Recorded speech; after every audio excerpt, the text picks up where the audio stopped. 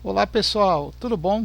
Aqui é o amigo Panda e a gente está de volta aqui à nossa segunda aula sobre forças elétricas, que é um prelúdio para a eletrônica básica, né? É necessário a gente entender como é que funcionam as forças elétricas se a gente quer depois dar manutenção ou fazer projetos de circuitos eletrônicos, nem que seja circuitos básicos, mas é importante a gente ter essa noção das forças. E como nós vimos na aula passada, tá? Como a gente viu na aula passada, nós aprendemos sobre as forças primordiais, né? Que é a corrente. Nós aprendemos sobre corrente, tá? Que também sobre a força do ampere, melhor dizendo, né? Sobre a força do ampere. Opa, desculpa, que é uma palavra francesa. Sobre a força do ampere, a gente obtém a tensão, né? E aprendemos também que o ampere ele define a força da eletricidade, né? Força ou velocidade, como essa eletricidade ela está no condutor. E hoje nós vamos aprender as outras duas coisas importantes. Nós vamos aprender hoje sobre potência, certo? Sobre potência, tá? Relativa, ou potência, aliás, atual, potência atuante. Vamos aprender sobre potência atuante relativa, tá? Funcional de aparelhos. E vamos aprender também sobre a potência atuante ativa de aparelhos. É claro que em meio a esse mundo aqui vai ter duas coisas super importantes que nós vamos aprender, tá? Que é sobre frequência, que é outra força, outra característica da força elétrica, né? Opa, corrigir aqui. Nós vamos aprender frequência e vamos aprender também sobre hertz, tá? Que praticamente são a mesma coisa. Em suma de tudo isso, principalmente em relação à frequência e à potência, nós vamos aprender uma coisa que é muito importante, que é a potência, certo? A potência de trabalho e consumo, ok? Trabalho e consumo. Tudo que nós vamos ver hoje é muito importante, porque geralmente a gente tem aquela ideia: será que qualquer circuito eletrônico funciona do nada, né? Praticamente sem precisar de nada? Não. Todo sistema eletrônico, todo sistema elétrico precisa de uma fonte atuante, uma fonte que vá reter os elétrons, vá dispor os elétrons no circuito com uma força de potência de corrente específica, para que aquele circuito ele possa ter um trabalho, ele possa ter as frequências de eletricidade passando por ele e gerar um certo consumo de potência de trabalho. E a isso nós vamos chamar de watts. Tá, pessoal? Vamos chamar isso aqui de watts. Então, a primeira coisa mais importante que a gente tem que ver logo nessa premissa, de tudo que eu expliquei logo no início da aula agora, é que se você tem algo eletrônico, como eu falei ainda há pouco, tá? Você precisa, para esse eletrônico funcionar, e enviar para ele uma fonte, tá? De energia. Sem isso, o teu aparelho, lógico, não vai funcionar. Então, tu precisa de uma fonte de energia. E hoje, tudo isso que está aqui em cima, tá? Tudo isso que está aqui em cima vai englobar exatamente esse preceito aqui, tá? Então nós vamos entender como é que funciona a questão da relação entre fonte de energia, tá?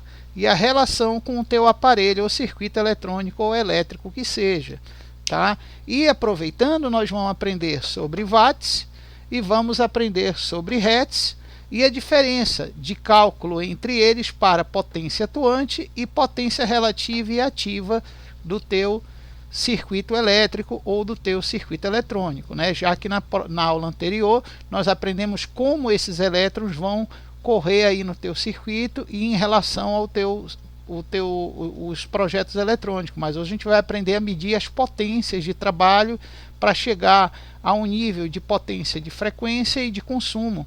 E aí a gente vai fazer algumas interações e algumas observações que eu vou dar para vocês entenderem que por que alguns aparelhos dão defeito, por que alguns aparelhos funcionam ruim, por que aparelhos funcionam errado, né?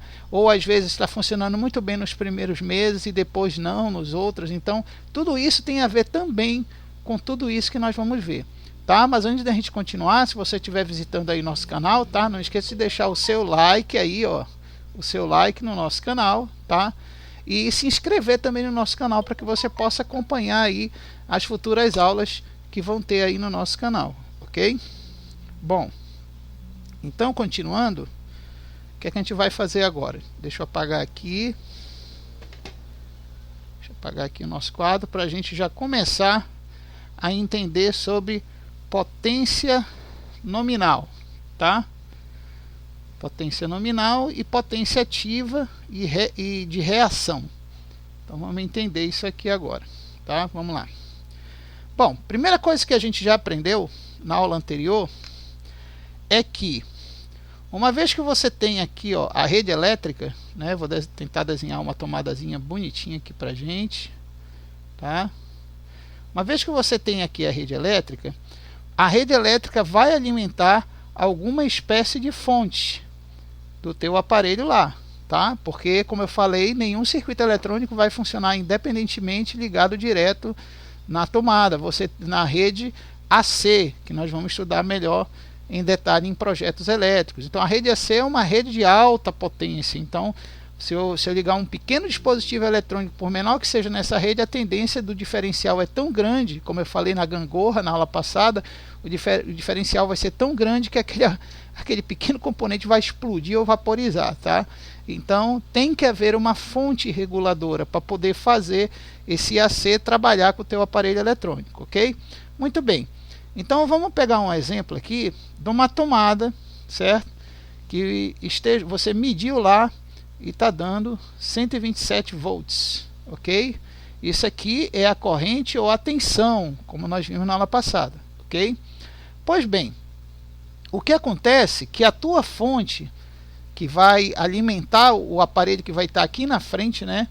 Essa fonte ela foi projetada para trabalhar em torno de 2 amperes de força. Lembrando que a tua rede elétrica, ela pode fornecer, dependendo do transformador lá do poste, ó, tu tem aqui o poste, né, da rede elétrica lá, dependendo como o poste foi feito, a tua rede elétrica ela pode fornecer até 50 amperes para você.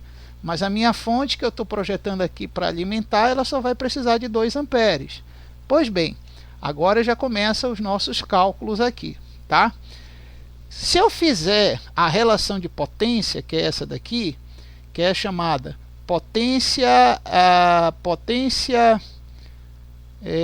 como é que a gente chama? A gente pode chamar de potência relativa, tá? Vamos chamar de PA, PAR, tá? Potência relativa. Essa potência, ela vai ser da seguinte forma. Existem várias maneiras de se calcular isso, mas na aula de hoje eu vou ensinar as formas mais simples para você fazer os cálculos de diferencial de potência, watts e frequência. Tem gente que faz 1001 fórmulas mirabolantes, mas existe um jeito muito mais simples de calcular isso aqui, tá?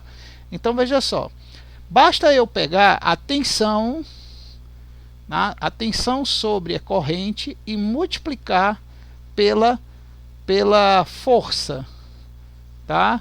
Ou amperagem, tá?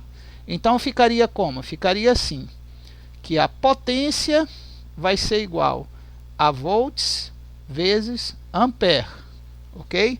O resultado disso aqui vai me dar uma potência VA, ok?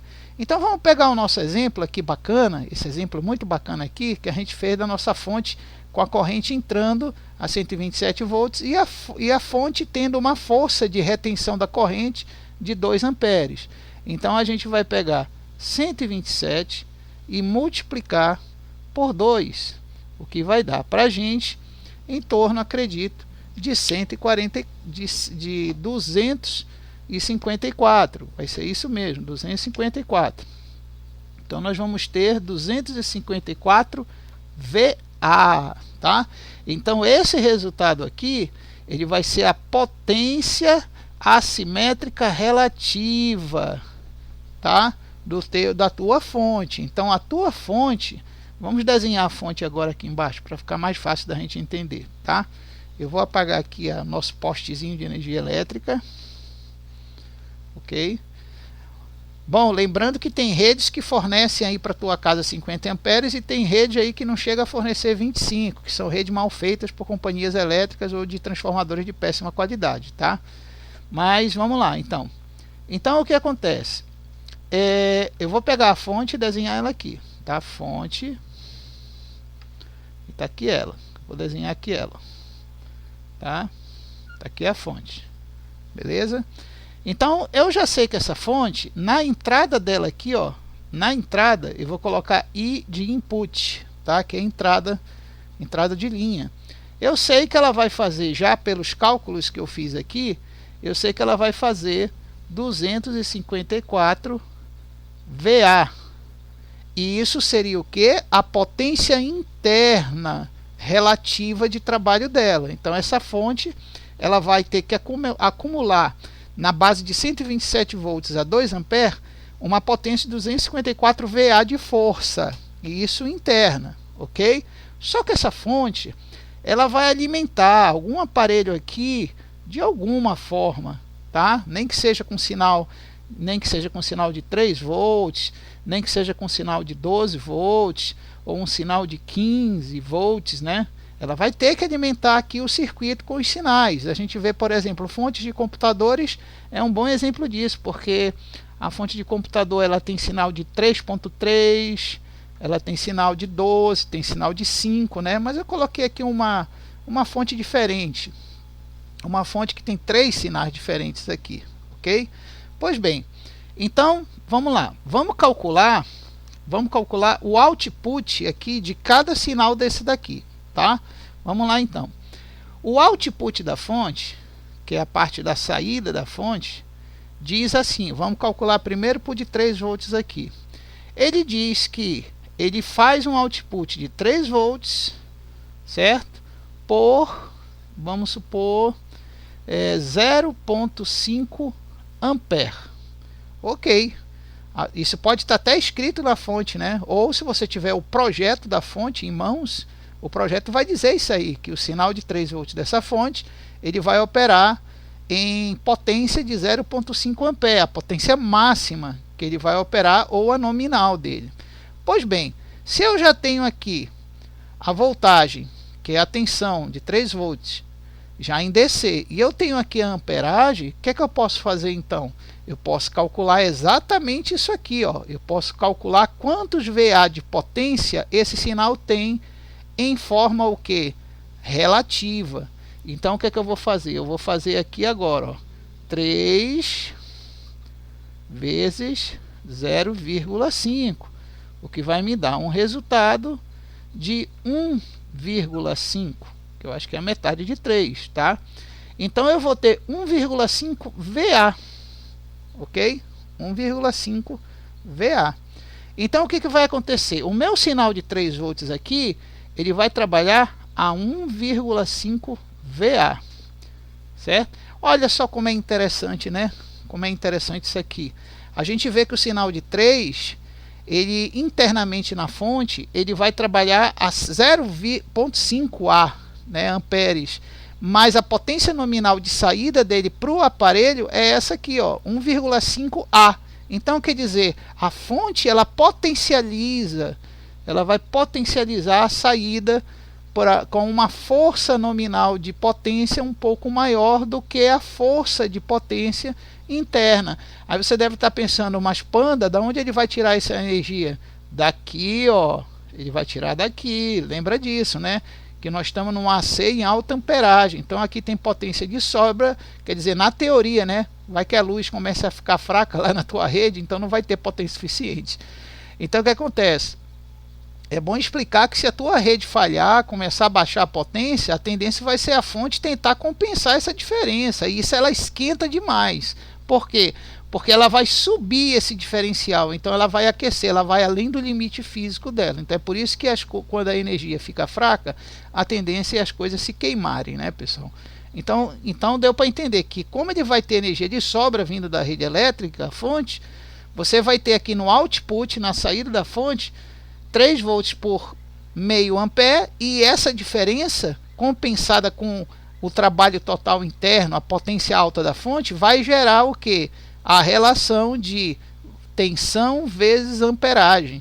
E isso vai fazer com que o teu sinal de 3 volts aqui para o teu aparelho vá trabalhar a 1,5 VA, por causa da conta aqui, ok? Então vamos lá, vamos calcular agora para 12, né? Deixa eu apagar aqui. Vamos fazer o mesmo cálculo, mas para 12 agora, ok? Então, vamos lá. Eu tenho aqui 12 volts e diz lá na fonte, ou no projeto da fonte, ou naquela parte lateral da fonte, ou alguma etiqueta da fonte, que esse sinal de 12 volts, ele opera a 0,8 ampere, ok?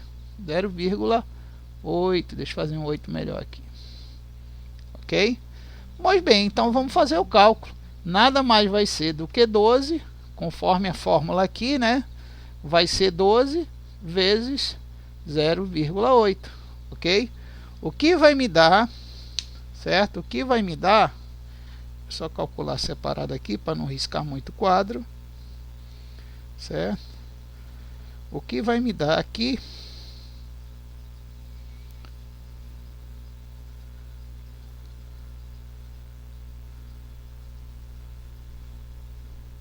9,6, ok? Se você fez aí 9,6 é o resultado que dá. Então dá 9,6 VA, ok? Então o sinal de 12 volts aqui vai me trabalhar a 9,6 VA de potência, ok? A 9,6 VA de potência. Pois bem, vamos fazer o mesmo cálculo agora para o sinal de 5 volts. Aliás, 5 não, 15, né? Nós temos 15 ali. Uma linha de 15 volts. Então nós vamos ter aqui na fonte a saída de 15 volts. E vamos dizer que a fonte está escrito no projeto dela, ou na etiqueta dela, que esses 15 trabalha a 1 ampere redondo. Ora, não vou nem perder muita cabeça aqui com cálculo, né? Que eu já sei que vai dar 15 vezes 1 vai dar 15 VA. Tá? Então a gente vê aqui, ó, a gente vê que aqui no nosso circuito, apesar de eu ter uma linha de 3, apesar de eu ter uma linha de 12, tá? Uma linha de 12 volts, uma linha de 15 volts, são as tensões de cada linha, eu vejo que as linhas trabalham abaixo da tensão que elas geram. Então significa que o meu aparelho, se eu for projetar, eu não posso na linha de 3 volts fazer projetos acima de 1,5 VA, porque aí a fonte vai chorar, tá? Vai dar problema aqui com a fonte. Ela não vai saber de onde tirar potência para essa linha se surgir acima de 1,5 VA, tá? A mesma coisa de 12. Eu não posso fazer o aparelho consumir mais potência do que 9,6 VA, tá? Senão vai dar cri-cri aqui na fonte, tá? A mesma coisa o de 15. Agora veja que o de 15 aqui é bacana. Por quê?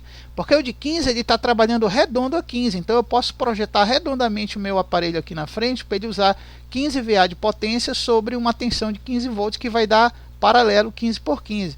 O que é legal aqui, veja bem, o que é legal aqui é que você não tem perda, tá?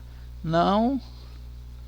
O que é legal aqui, ó, é que não há perda, tá? Não há perda de corrente e de força aqui. Isso aqui é bacana. Então o teu aparelho vai funcionar muito bem com esses 15 VA e aproveitando bem os 15 volts. Mas por que isso aqui? Porque se a gente analisar, a nossa fonte ela está dando 1 ampere inteiro, quer dizer, daqueles 2 amperes que tem aqui no projeto da fonte, lembra? Tem 2, ela está dando desses 2 1 ampere inteiro, só para o sinal de 15 volts. Ó. Então, quer dizer, a fonte está dedicando a dar mais energia, a mais potência, não é energia, não é corrente de tensão, ela está dando mais potência ao sinal de 15 volts do que aos outros sinais. Tá? Beleza, então eu já sei calcular a potência relativa atuante de cada tensão sobre o aparelho, né? e sobre a potência total da fonte. Lembrando que esse valor aqui, ó, é a potência total da fonte para ela poder trabalhar e gerar essas tensões aqui, ok? Beleza, então eu já consigo saber o VA de cada um, certo? Inclusive da própria fonte na potência relativa interna geral, total de entrada de trabalho dela. Quer dizer, ela recebe lá os 127 volts, né? Aí ela faz todo um trabalho dinâmico elétrico em alta potência para poder fornecer as 3 linhas com as suas potências devidas em cada VA. Mas veja bem, muita gente vai perguntar, mas professor, ele não poderia dar 3 VA aqui, 12 VA aqui, né? Por quê? Porque foi projetada assim a fonte. Foi o projeto dela. Isso nós vamos, quando estiver mais na frente do curso, a gente vai ler projetos e a gente vai entender o porquê que eles fazem assim. Tá bom? Muito bem. Agora vem uma questão que vale a pena a gente ver nessa questão aí. É que se eu for somar aqui, vamos somar aqui, né? Eu tenho 1,5, vamos somar aqui, 1,5 mais 9,6 mais 15. Então vamos lá. Então vou fazer a soma aqui. Fazer separado, vocês podem fazer aí também, ok? Então 3 mais, não, desculpa, 1,5 mais 9,6 mais 15. Eu vou ter um total aqui de 26,1, tá? Eu vou ter um total aqui de 26,1 VA, ok? O que representa esse total? Agora eu pergunto para vocês. O que representa esse total aqui, já que são 3 linhas de tensões diferentes?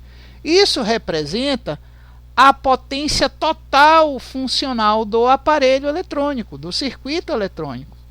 Então significa que esta fonte aqui, né, significa o seguinte, que esta fonte aqui, que vai trabalhar internamente a 254 VA, o que eu acho muito alto, tá? É muito alto porque são 2 amperes. No meu projeto de teste aqui eu fiz são 2 amperes, mas geralmente não é 2 amperes, é menos, então vai dar menos aqui. E ela tem VA de sobra para alimentar esse aparelho aqui do outro lado. E esse aparelho vai exigir somente 26,1 VA de potência da fonte para poder funcionar. Então, resumindo, a fonte está mais do que adequada para esse aparelho funcionar. Não estaria adequada se fosse alguma coisa aqui nas grandezas a nível diferencial estivesse invertidas. Lembra que eu falei na próxima aula, aliás, na aula passada, que o diferencial lá, a gangorra do diferencial, ela não pode ser reta, né? Ela não pode ser assim, e ela não pode ser demais assim, porque aí vai ocorrer uma alta tensão, tá? Então ela tem que ser como a nossa gangorra do diferencial, ela tem que ser assim, ó, levemente assim, tá? E é o que acontece aqui, por isso que tem energia de sobra para esse aparelho aqui, tá? É o que acontece, você vê, ó, eu tenho 2 amperes e para o 3 é amperagem pequena, para o 2 é amperagem pequena e para o 15 é quase a metade de 2 amperes. Então a gangorra está bem inclinada, tá? Você vê aqui, por exemplo, que a diferença de tensões de 15 para 12 não é tão grande, então é uma inclinação pouca aqui para a fonte trabalhar internamente nos 254 VA. E a parte mais baixa aqui da nossa gangorra é o sinal de 3 volts. E veja que nem somando todos os 3 sinais de tensão, 3 mais 12 dá 15, mais 15, 30 volts, nem chega esses 30 volts perto dos 127 volts de entrada que são acumulados na fonte. Então, resumindo, nós estamos com a gangorra assim, ó. Por isso que vai funcionar perfeitamente esse aparelho com esta fonte aqui, ok? Por isso que vai funcionar. Até porque, ó, 26,1 VA está muito longe de chegar a 254 VA. Então essa fonte ainda tem energia de sobra para dar caso ela tivesse que alimentar outros aparelhos. Isso é muito comum em fontes multialimentadoras, como é o fonte de circuito fechado, né? Fonte de circuito fechado é assim, ó, para quem não conhece. Você tem uma fonte lá, maceta, e tem várias saídas de linhas daquela fonte, várias saídas, uma para cada câmera, né, que vai filmar lá no prédio. Tem 30 câmeras, as 30 câmeras vão ser alimentadas por essa fonte. Então tu já imagina que a amperagem aqui da fonte é alta, né, e ela deve trabalhar 220, já que são 30 câmeras que vão estar ligadas numa única fonte, tá? Então por aí você vê que geralmente eles fazem as fontes assim, dessa forma, com uma alta potência, para não ter problema de alimentar as linhas que estão ligadas lá no consumo, tá? Mas o mais importante que nós vimos é isso aqui, ó, é você achar o VA total, a potência relativa de trabalho do teu aparelho, e a potência relativa de trabalho da tua fonte, e a potência relativa de trabalho de cada sinal elétrico que você tem, de cada tensão, de cada linha de tensão que você tem, tá? Muito bem, aí vem agora uma discussão bacana. Por que os aparelhos costumam dar BO, problema, né, com o passar dos tempos? Bom, isso acontece porque eu vou fazer algumas outras dimensões que vocês vão ver já já. Acontece que às vezes a fonte ela está dentro do limite que tem aqui do aparelho, às vezes os dois estão no mesmo limite, aí essa gangorra aqui fica quase que equilibrada, então não há diferencial de potência, e se não houver diferencial de potência as coisas funcionam errado. E vai ter uma coisa chamada de frequência, que nós vamos ver depois, que quando o aparelho ele atinge alta frequência de rotação de elétrons na placa, geralmente isso vai exigir que a fonte forneça muito mais energia, e se ela não tiver boa da cabeça, o aparelho lá vai aquecer por falta disso e vai começar a estourar a componente lá, tá? Então pode haver um desequilíbrio disso aqui com a velhice da fonte, ou uma desestabilização na frequência do aparelho, ou até mesmo aqui, ó, na rede elétrica, quando ela começa a cair a amperagem e começa a cair a tensão, quer dizer, os elétrons vão passando mais lentos pelo cabo, porque a tensão vai caindo para 100 volts, 90 volts, 70 volts, e aí, meu irmão, a fonte começa a pinar da cabeça e o teu aparelho também alguma coisa que vai queimar, tá? Por causa do não diferencial que não vai existir mais. Então vamos lá para outros exemplos, outras situações, tá? Vou dar uma outra situação de fonte agora. Deixa eu apagar aqui tudinho. Ok.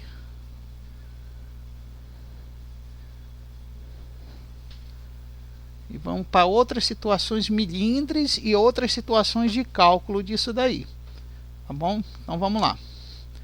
Então eu tenho aqui, eu tenho a tomada, né, fornecendo 127 volts e numa taxa máxima de 50 amperes. Então eu posso ligar várias fontes aqui, porque 50 amperes é muita coisa na rede, né? Então posso ligar várias fontes. Mas eu vou ligar uma fonte aqui, que ela vai ser o seguinte, ó.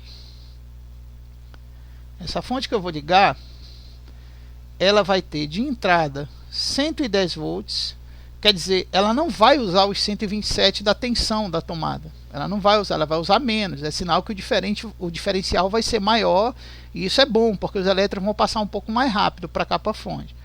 Só que essa fonte ela opera a 1.2 ampere de trabalho interno, correto? Então vamos fazer logo o cálculo. Se eu pegar aqui 110, né, vezes 12, se eu pegar aqui 110 vezes 1.2, eu vou ter aqui 132 VA. Então essa fonte internamente ela vai trabalhar a 132 VA, ok? Beleza. Só que agora essa fonte ela tem uma saída de linha, certo? A saída de linha dela é de 15 volts, certo? Por 1 ampere, tá? 15 volts por 1 ampere. Beleza. Então vamos fazer o cálculo aqui também, né? Para saber quanto é que dá. Tá na cara que vai dar o quê? 15 VA. 15 VA, que é 15 vezes 1 vai dar 15 VA. Então beleza, eu tenho então uma entrada, certo? Entrada de trabalho da fonte de 132 VA, e a linha que ela vai fornecer para o aparelho vai ser uma potência de 15 VA. Beleza. Agora vocês lembram do exemplo anterior? Né? O exemplo anterior, o aparelho consumia 26,1 VA, né? Era mais ou menos isso que ele consumia. E a fonte tinha 200 e poucos VA, então tinha de sobra lá a potência na fonte. Aqui não é a mesma sobra não, né? Veja que não é a mesma sobra. Se eu fizer 132 menos 15 do aparelho, você vê que já chega perto de 110 volts. Então eu já chego perto do limite da tensão de entrada. Tá? Eu já estou chegando perto, que é 110 aqui, ó, né? Então se eu fizer 132 menos 15, eu vou ter 117, ó. Só vão ser 7 volts a mais de folga na entrada aqui, ó. Entendeu?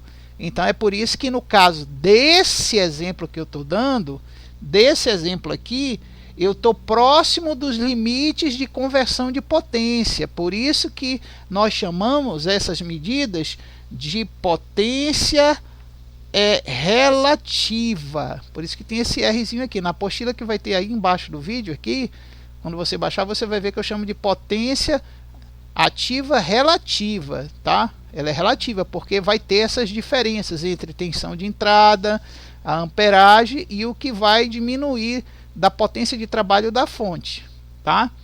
Muito bem. Agora vem a seguinte questão.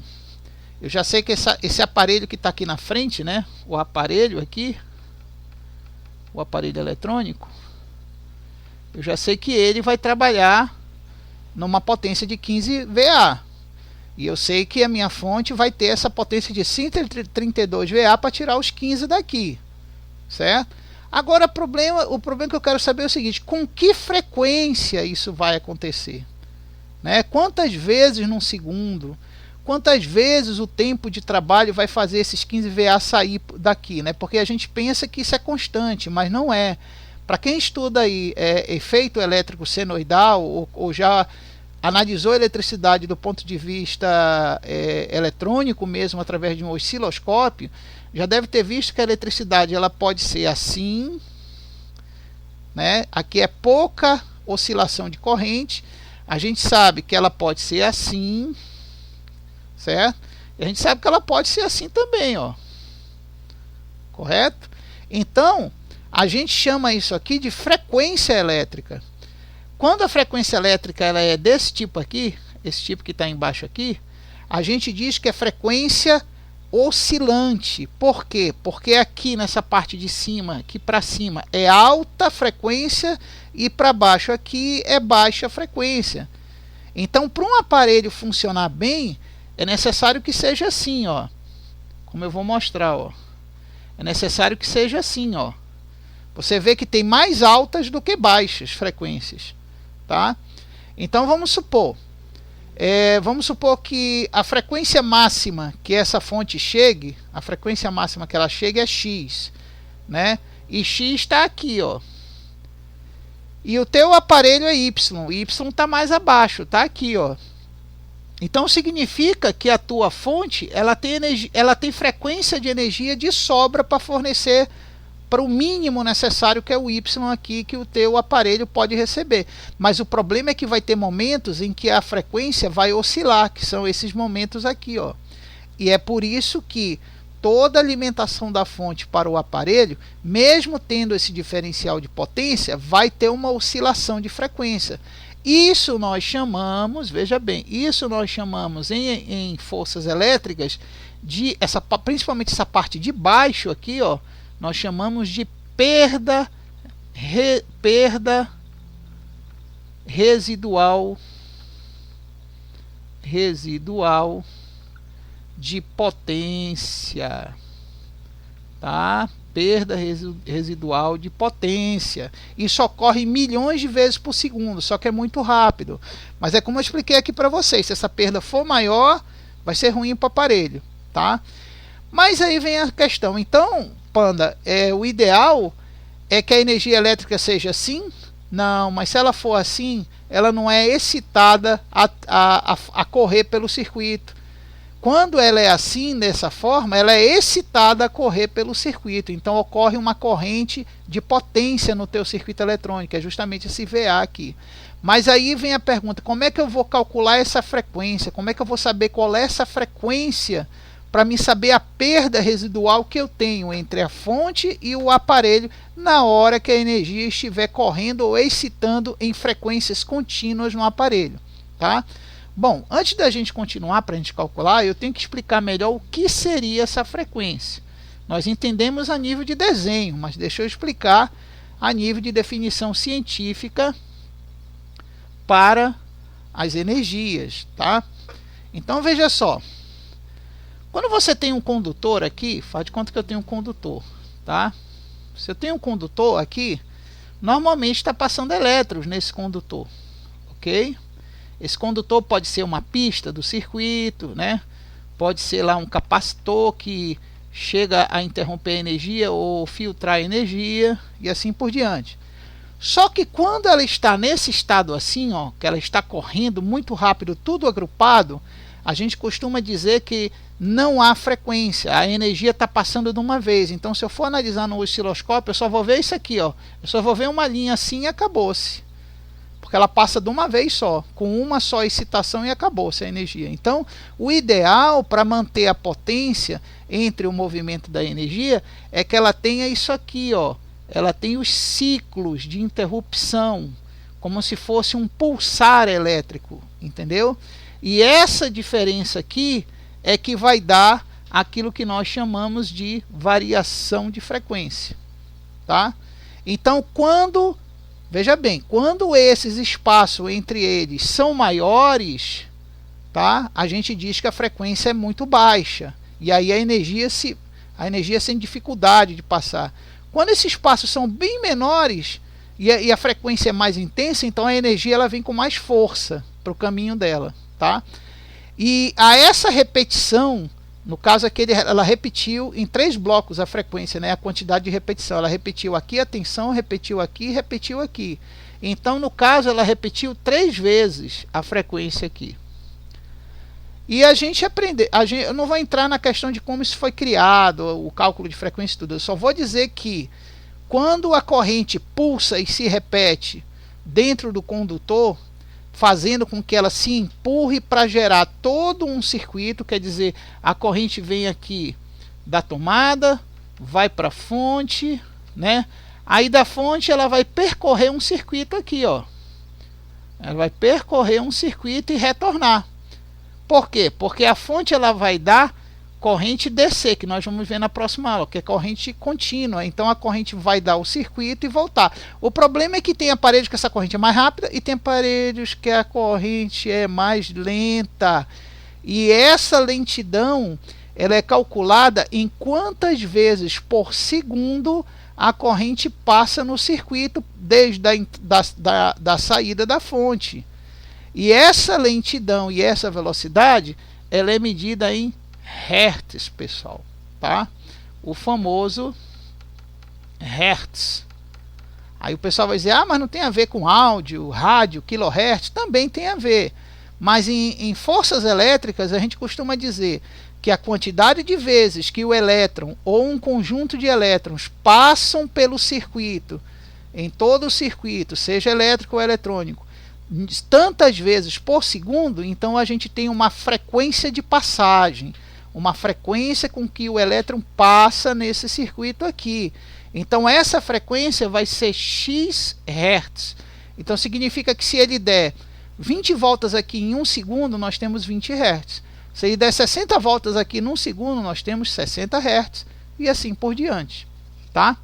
Pois bem, o problema é que eu não tenho o projeto do circuito. O projeto geralmente diz lá, ó, essa parte do circuito vai girar em tantos hertz, essa outra parte do circuito vai girar em tantos hertz, né? Mas eu não tenho isso. Aí vem a pergunta agora, como é que eu vou calcular esse hertz? Então aqui nesse caso, nesse meu exemplo desse aparelho que eu estou dando, né? Primeiro a gente tem que entender o seguinte. Se a gente for analisar uma lâmpada, deixa eu tentar desenhar uma lâmpada aqui. Se a gente for analisar uma lâmpada, tá aqui o bulbo dela, tá? A gente sabe que a lâmpada tem os dois condutores e o filamento aqui, ó, certo?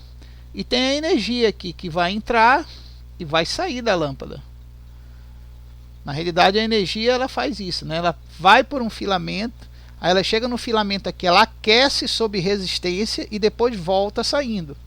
Então veja bem, a lâmpada, como a energia ela vai passar aqui a velocidade da luz, a lâmpada é um dos poucos, a lâmpada incandescente, ela é um dos poucos aparelhos elétricos, vamos dizer assim, em que a luz passa aqui quase que a velocidade da luz. Por isso que ele aquece demais aqui, por causa que ocorre um atrito entre o filamento e a velocidade de átomos que faz vibrar o filamento a tal ponto que ele aquece, esquenta e brilha e gera a luz que a gente conhece, né? Pois bem, mesmo nessa fase da lâmpada, que é o aparelho que mais tem velocidade em passar a energia elétrica entre ela, nem ela consegue fazer a total passagem, tá? Nem ela consegue fazer. Se ela conseguisse fazer a total passagem, muitos teóricos aí em eletricidade, gente que estuda e faz testes até com lâmpadas, eles costumam dizer que a lâmpada é o único aparelho elétrico que consegue fazer a passagem total. Mas não é bem total, é que se aproxima do total. Então eles fizeram uma convenção de que quando a passagem total da energia não há perda, eles dizem que é total. Então eles chamam de passagem 1. Eles dizem que é 1 a grandeza.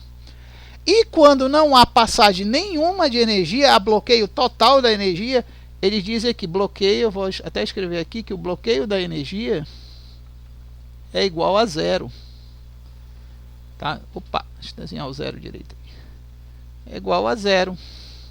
Então significa que quando a energia passa pelo circuito aqui, em qualquer velocidade que seja, se ela passar nesse circuito na velocidade medida pela velocidade da luz real, a gente diz que o ciclo de passagem foi único, foi inteiro. Quer dizer, toda a energia passou de uma vez. Então a gente diz que é 1. Mas ela não pode passar de uma vez. Lembra que eu falei para vocês, tá? Porque se ela passar de uma vez, não vai ter mais energia de continuidade, porque quando ela estiver terminando o circuito, já tem que ter outra passando pela fonte aqui, tá bom? Então o que acontece? Não pode haver passagem total de toda a energia da fonte pelo aparelho e sair do aparelho toda a energia que existe na fonte, senão a fonte ela mesma vai ficar se autodesligando várias vezes, já que toda a energia dela passa. Por isso que tem esse diferencial aqui, ó.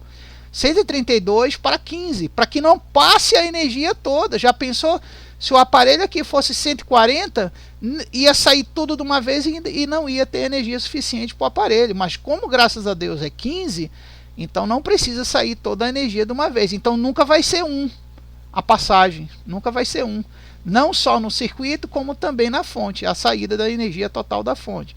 Então a gente pode dizer que toda medida, todo diferencial de frequência, vou apagar aqui para explicar melhor, a gente pode dizer o seguinte, que todo diferencial de frequência ele está entre 0 e 1, entendeu? Então, para mim saber a quantidade de perda, é só eu saber em que posição está aqui a perda da frequência.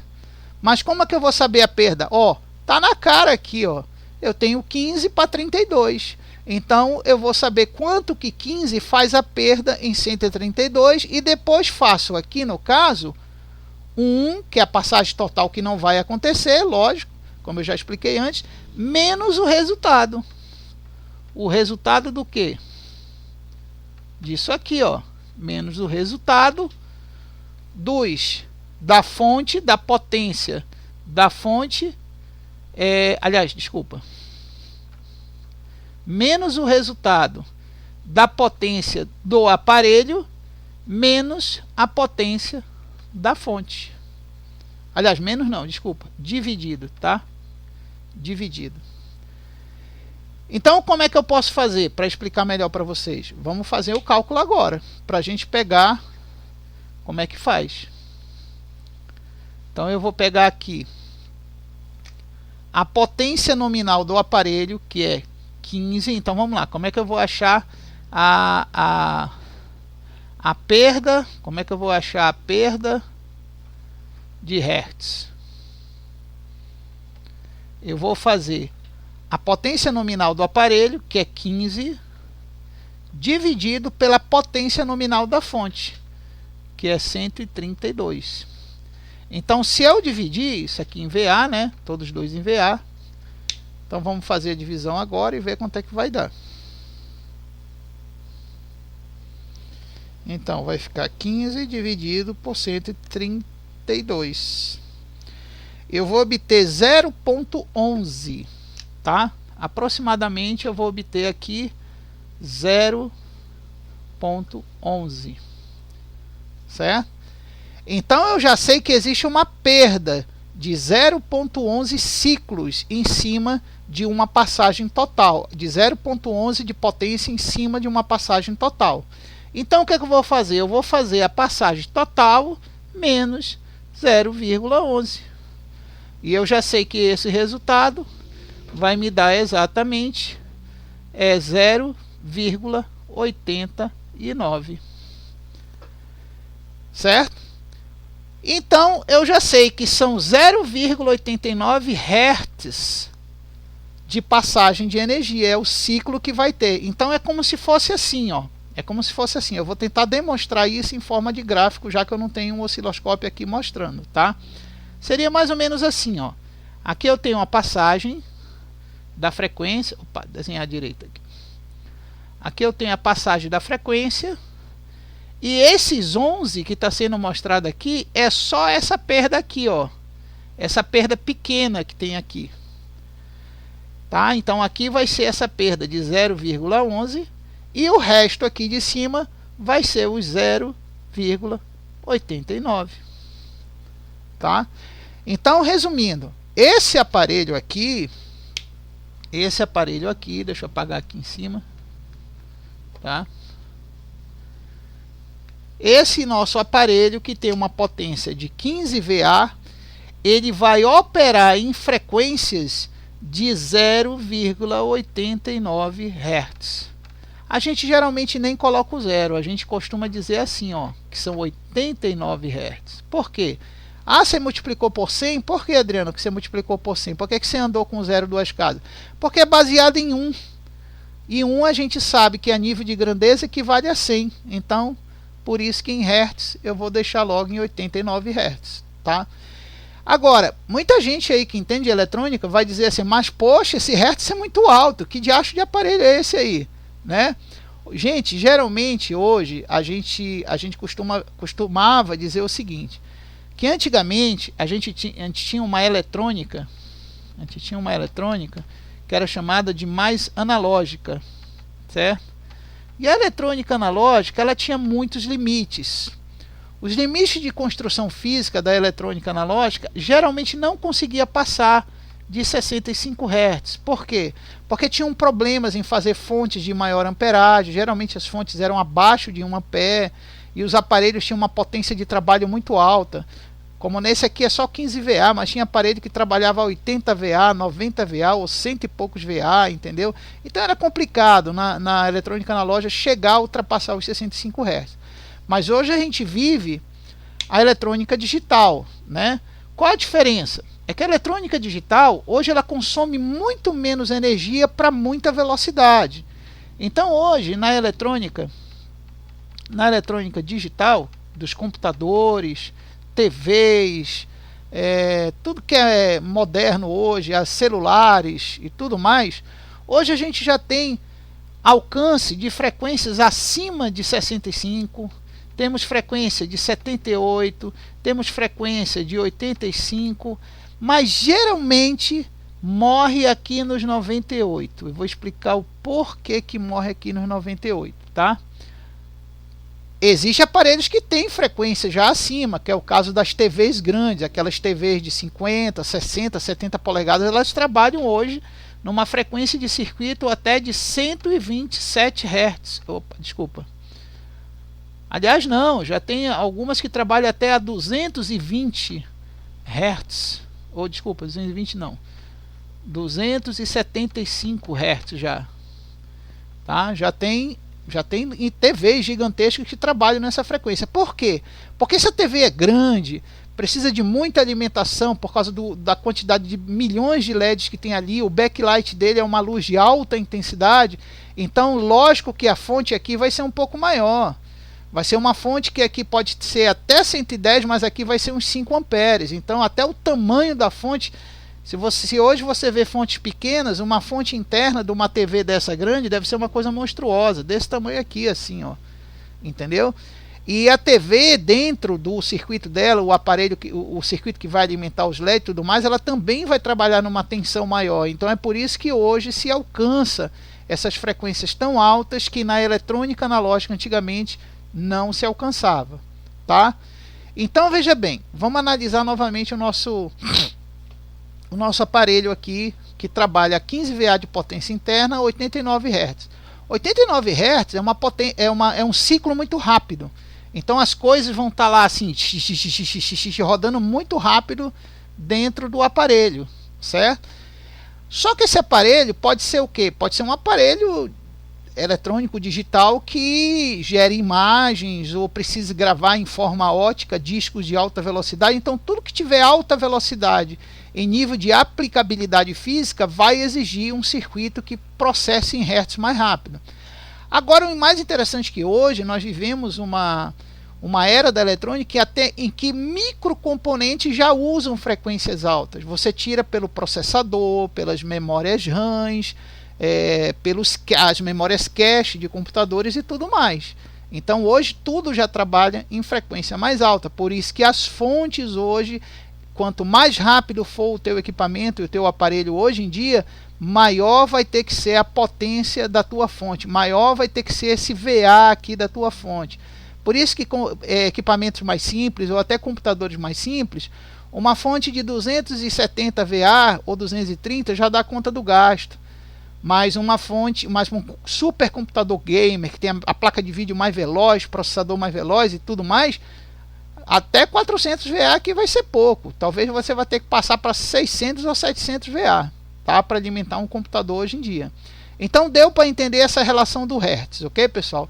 O Hertz é a frequência de trabalho. Se essa máquina aqui, esse aparelho, em vez de 89 Hz desse, digamos, 15 Hz, seria um aparelho muito lento. Seria aquele aparelho que toda vez que ele funcionar, você iria ter que esperar um bom tempo, uns 10, 15 segundos ou mais, para ele dar resposta em qualquer atividade que ele for fazer. Porque o ciclo de energia aqui, a velocidade é muito pouco, só são 15 passagens em 1 segundo. Então é pouca eletricidade passando em 1 segundo naquele circuito do aparelho lá, já que o Hertz determina isso. A quantidade de passagens de todo o potencial elétrico dos 15 VA por segundo, né? Então deu para entender isso aqui. Muito bem. Então vamos lá. Agora eu preciso saber o consumo, né? O consumo relativo à potência de trabalho. Porque, claro, se uma coisa é mais potente, vai ter maior consumo, né? E se uma coisa não é tão potente, vai ter um consumo menor. Isso é óbvio. Mas aí fica a questão, será que todo consumo vai ser igual? Se o aparelho for muito grande e veloz, vai ter consumo alto? Se por acaso a frequência for baixa, o consumo ainda vai ser alto? Se a frequência for alta, o consumo ainda vai ser alto? Então isso é que nós vamos ver agora. Nós vamos aprender a entender o consumo. E esse consumo vai ser expresso em watts. Tá? Então nós vamos entender agora isso aqui, ó. Nós vamos entender o que são watts, tá? Bom, o watts ele está atrelado diretamente a essa questão do VA, tá? Muita gente costuma dizer assim: ah, eu comprei um no-break de 1000 VA, certo? 1000 VA. Mas esse no-break, o cara diz assim: ah, eu sei que ele vai alimentar 1000 watts, eu vou poder ligar ali no rabo dele ou no rabinho dele lá 1000 watts. Não é bem assim, tá? Existe uma relação diferente entre VA e watts. Tem gente que pensa que é a mesma coisa. E academicamente o pessoal costuma ensinar assim, ó, que watts é igual a tensão vezes amperagem. Não é isso aqui, tá? A priori, a nível de cálculo, pode até ser, mas na hora de você medir lá com o aparelho, o consumo e a tensão vai dar diferente. Tá? Então isso aqui é uma forma de estipular a potência mais ou menos real, mas que vai dar diferente, vai dar. Eu vou explicar o porquê agora. Tá? Vou explicar o porquê que dá diferente. Veja bem, nós acabamos de ver que esse aparelho ele trabalha a 0,89 em frequência, ok? Ele não dá 1 aqui porque há uma perda de 11. Para fechar um 1 aqui, há uma perda de 11.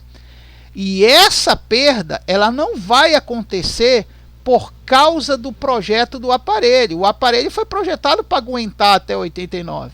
Essa perda vai acontecer por causa da fonte, que já perde esses 15 VA em cima dos 132, para depois retransformar novamente para 1 ampere. E a gente vê aqui, ó, que estão muito próximos a potência de trabalho interna para a potência de saída. E como isso está próximo, não há folga relativa para a fonte manter uma distância maior, de manter os 132 VA em cima dos 132 watts, que por teoria, como eu mostro aqui em cima, seria o mesmo, mas não é. Então, como é que eu vou saber na fonte quanto que ela vai ter de potência e consumo em relação aos watts? Muito simples. Já que eu tenho a perda aqui, eu vou aplicar essa perda aqui. Entendeu? É isso que eu vou fazer, eu vou aplicar essa perda.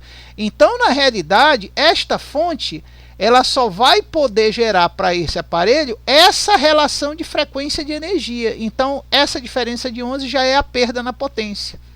Então, como é que eu posso fazer?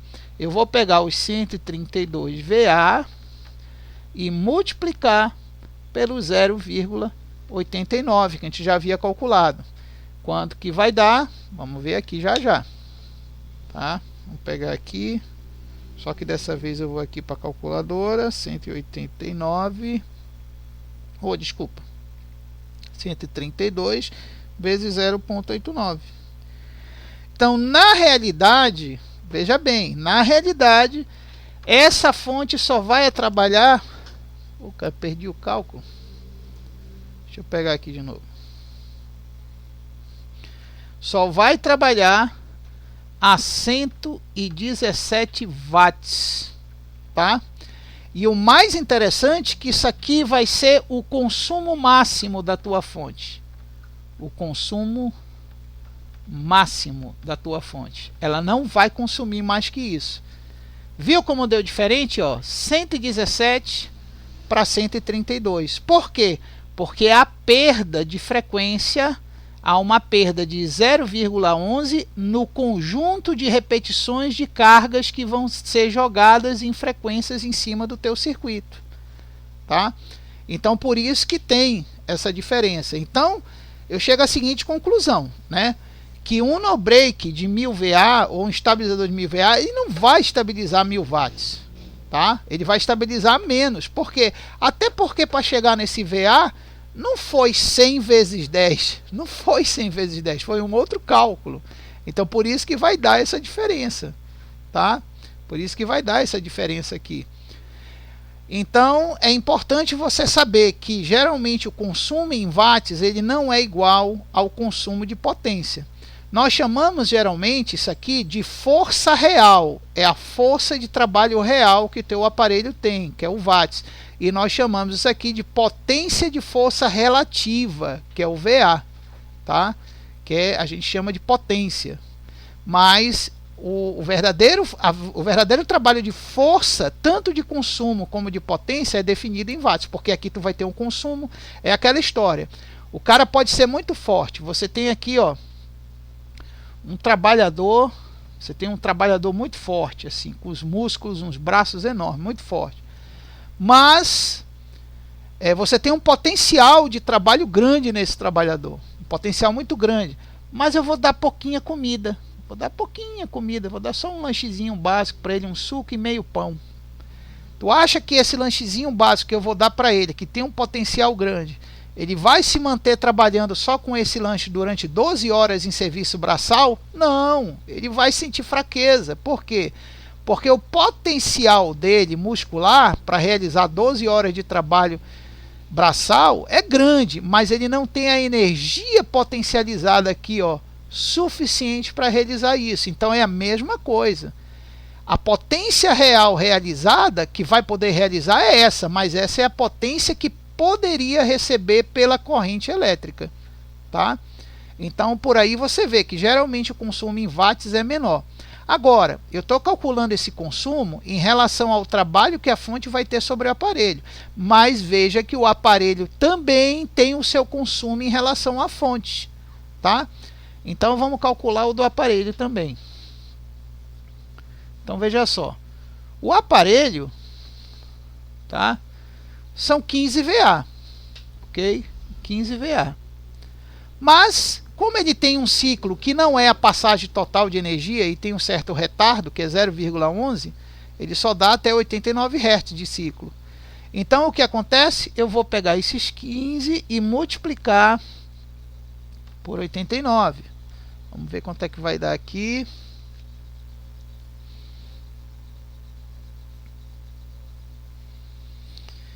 Então, na realidade, o meu aparelho aqui vai me consumir, o consumo dele vai ser 13 watts. Aproximadamente 13 watts. Então, esse vai ser o consumo, tá? O consumo do aparelho. Lembra quanto deu na fonte? Na fonte aqui deu 117 watts. Menos 13, quanto é que vai dar? Quer dizer, isso aqui menos 13 vai sobrar 104 watts, tá? 104 watts.